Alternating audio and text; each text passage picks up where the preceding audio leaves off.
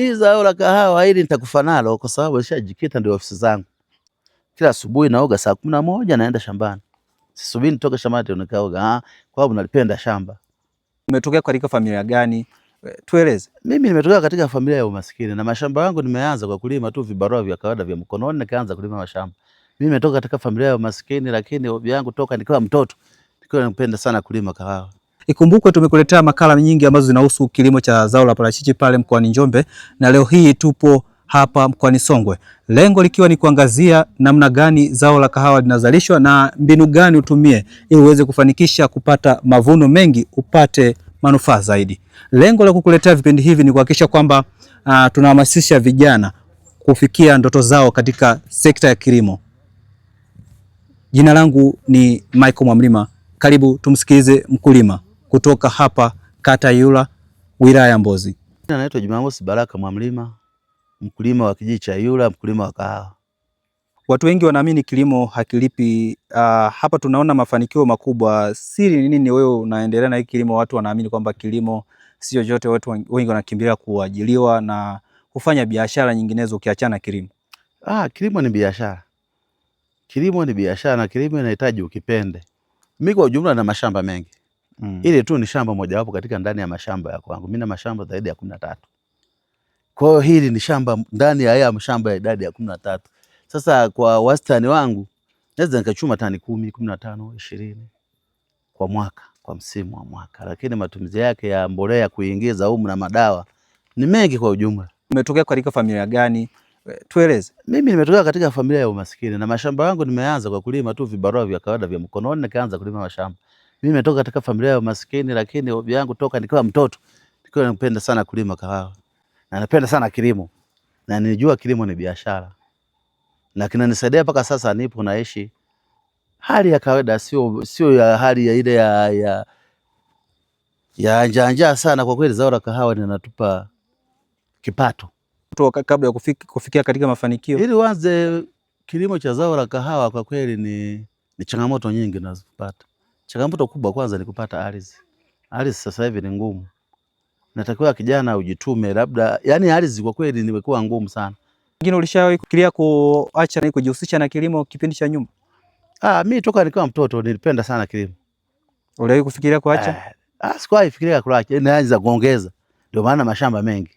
Siwezi nikaanza kufikiria shamba niache kulima au nini. Na mimi zao langu nalima zao la kahawa, mahindi basi. Labda watu na mahindi nalima kwa ajili ya chakula, lakini zao langu kuu ni kahawa. Sawa, labda pengine wewe kahawa zako unaziuza kwa mfumo upi? Maana tumeona kwamba wengine wapo wana vikundi, mwingine anauza mtu mmoja mmoja, watu wanakuja kununua nyumbani. Wewe unauzaje kahawa zako? Mimi kahawa zangu nazikusanya, napeleka CPU na process ikikauka naipeleka kiwandani. Kiwandani nakutana na mnunuzi. Na mnunuzi nikifuata tutapatana bei na yuza kahawa yangu. Na kile kinachobaki nalipa halmashauri, nalipa na kodi zote za serikali. Ingia kwenye kilimo hiki mwaka gani? Kilimo cha kahawa nimeingia mwaka 2000. Kujikita kabisa kwenye kilimo cha kahawa, japo huko nyuma nilikuwa na mashamba yalikuwa kidogo, lakini ilipofika mwaka 2000 nikanogewa vizuri kwamba kahawa ni mali. Nikajikita kabisa. Na mashamba yangu nimenunua yote. Nimenunua tu kwa kununua pesa, nikifanya kibarua, nikipata pesa wanauza kiploti na nunua. Huo ndio muendelezo wa kahawa kwa mimi, lakini naona vijana inakuwa shida, changamoto kupata ardhi ya kulima kahawa. Sawa. Vijana wapo wanaopenda kulima kahawa, lakini hiyo changamoto ya kukumbana nayo ardhi, kupata ardhi na vigezo vingi, labda ushuruni na nini, wanakata tamaa. Wanataka kuajiriwa, lakini sasa zao la kahawa lingepata mtu wa kuhamasisha na wakaweka sheria nzuri, ni zao mkakati, zinaweza likawatoa vijana. Kuna watu wameacha shughuli za serikali wamekuja kuingia kulima zao la kahawa na wanaenda vizuri. Sawa, pengine mtu mwingine elimu yako labda wewe binafsi mwenyewe? Elimu yangu darasa la 7. Nilipomaliza darasa la 7 nikajikita kulima kahawa. Na sikuwa na eneo lolote lile, ila tu Mungu akanisaidia kufanya vibarua. Nikifanya kibarua kipata hela nanunua kahawa na nini, kishamba wanauza na nunua. Ndio kama mwanzo wa kulima mashamba mpaka leo.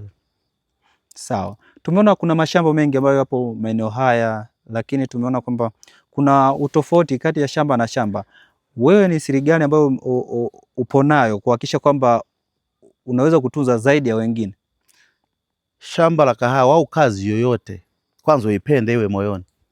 Ukiipenda kazi yoyote, hata kama ni shati lako nalipenda nalifua vizuri, litang'aa kuliko la wengine.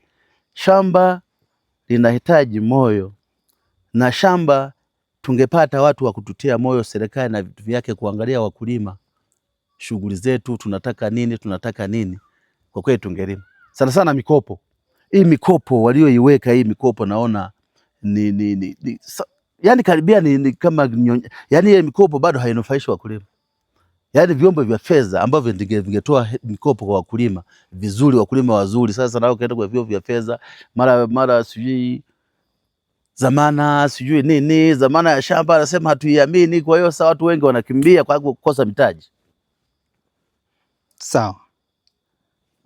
Pengine kwa sasa kahawa kwenye soko la ndani na kimataifa hali ipoje ukilinganisha na kipindi cha nyuma wakati mnaanza kilimo hiki? Soko la kahawa kwa kweli bado halijasimama sawa. Soko la kahawa lina usumbufu kidogo, kwa sababu soko la kahawa baada ya kuuza moja kwa moja kunakuwa watu wa katikati. Watu wa katikati bado yani nakuwa mimi ni mzalishaji, nakuwa mnyonge wakati wa kuuza kahawa yangu. Bado halijasimamiwa vizuri. Hata hii tunasema kupeleka sio mkozi na nini, bado naona haijasimama vizuri. Mimi ndio nina kibali cha kujiuzia, huwa na maamuzi yangu kwamba leo wanasema soko kadhaa nauza. Sawa. Lakini wakulima walio wengi wanakimbia sana madeni, bado hawana maeneo mazuri ya kuuza kahawa zao. Bado sera ya kuuza kahawa bado haijakaa vizuri, na katisha tamaa. Sawa, ni mbinu gani ambazo unazitumia kwenye uzalishaji? Mbinu unazotumia kwenye uzalishaji ni maandalizi. Shamba linahitaji maandalizi wakati wote. Mwanzo wa msimu kuna umwagiliaji, inachofuata kupiga dawa, mbolea, mpaka siku kahawa inaiva. Unaanza kuichuma, unaipeleka CPU yako, umeiandaa, unaya process vizuri. Ukiandaa ikikaushwa, inapelekwa kiwandani. Kiwandani wana magara ya kutunza. Nikitunza kahawa yangu, nikimaliza kuchuma mashambani, naenda pale kiwandani, natoa kibali cha kukoboa. Kikoboa, naingia makubaliano na mnunuzi. Sawa. Pengine mtu anataka kuanza leo kujikita katika zao hili la kahawa, aanzie wapi? Hilo ni swali gumu. Pa kuanzia ndio shida. Hatuna sera kwamba kuna mashamba au kuna mashamba kama zamani, wakati sisi labda tunakuwa unaweza ukapata hata kishamba kidogo cha kijiji ukachimba shamba. Lakini leo hapo ndio shida inapoanza kwenye zao la kahawa.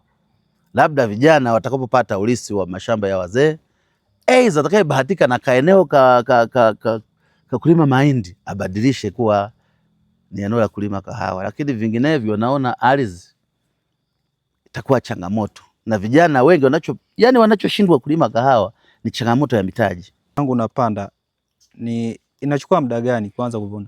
Zao la kahawa kwa sasa hivi tunalima kwa kisasa zaidi, na kuna mbegu za kisasa, kuna mbegu za zamani. Zao la kahawa nikipanda mwaka huu, mwaka wa 3 nakula nazaa vizuri.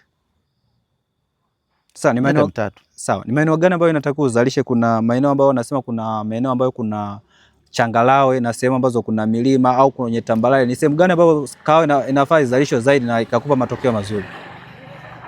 Zao la kahawa linapenda kwenye muinuko kidogo, ambao linaweza situamisha maji likamwaga maji, kwa sababu ukienda kwenye eneo linaweza likatuamisha maji likakusababisha magonjwa mengi kama fangasi na magonjwa mengine.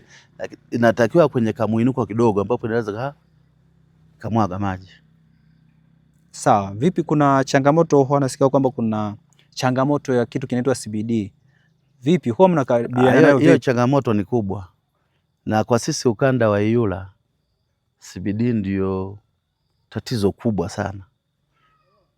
Tatizo kubwa hilo bado hatujalipatia majibu, kwa sababu inawezekana uzalishaji wangu wote unakula hela nusu, CBD inakula nusu, na nusu ya mbolea. CBD liko juu zaidi, kwa sababu tunatumia madawa mengi sana tofauti na wenzetu, kwa sababu CBD imekaa kikanda.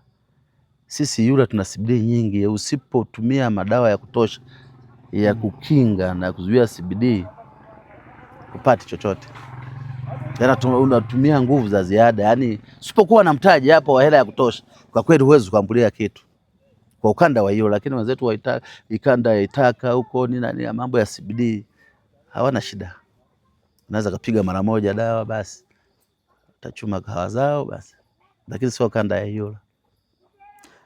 Tumeona kuna mazao mengi ambayo yanazalishwa katika wilaya ya Mbozi. Kwa nini watu wengi wamejikita kwenye zao la kahawa kama ndo zao kuu la biashara katika eneo hili? Zao la kahawa ni la kimkakati, na zao la kahawa linaweza kukutoa ulipo likakupeleka sehemu nyingine kwa muda mfupi. Zao la kahawa tatizo kwa kuwa labda haina bei ya msimamo, kwamba leo inasimama na bei, leo inasimama na bei, kwa sababu bei zinaenda tofauti kidogo. Mwaka jana kwa mfano ilikuwa na bei, watu walifurahia kupata bei nzuri na imewatoa watu imeonekana vijijini tayari shabadilika. Vijijini mna nyumba za kisasa, watu wana magari, watu wana usafiri, pikipiki. Kwa hiyo imeonekana zao la kahawa limeleta uchachu fulani kwa bei iliyotokea. Sawa, unawaambia nini vijana sasa ambao tayari wameshaingia huku, wawekeze kwenye nini hasa ili waweze kuendelea kupata mavuno kama wanavyoendelea kupata kwa kipindi hiki? Ili kwa kijana atakayebahatika, mimi namshauri zao la kahawa linaweza kumtoa baadaye kusubiri ajira, kama amesoma hajasoma, inaweza kumtoa katika maisha yake. Mimi zao la kahawa hili nitakufa nalo kwa sababu nishajikita, ndio ofisi zangu. Kama unavyoona tuko shambani, hii ndio ofisi. Shamba si kati ya mashamba yangu, ni mojawapo ya shamba hili, na yote ukienda utalikuta katika muonekano huu, utayakuta yote ya muonekano. Mimi nimeona kama ndio ofisi yangu. Kila asubuhi naoga saa 11 naenda shambani. Sisubiri nitoke shambani ndio nikaoga. Kwa sababu nalipenda shamba. Ukilipenda shamba litakuogopa. Unawashauri nini vijana ambao wanadharau kilimo?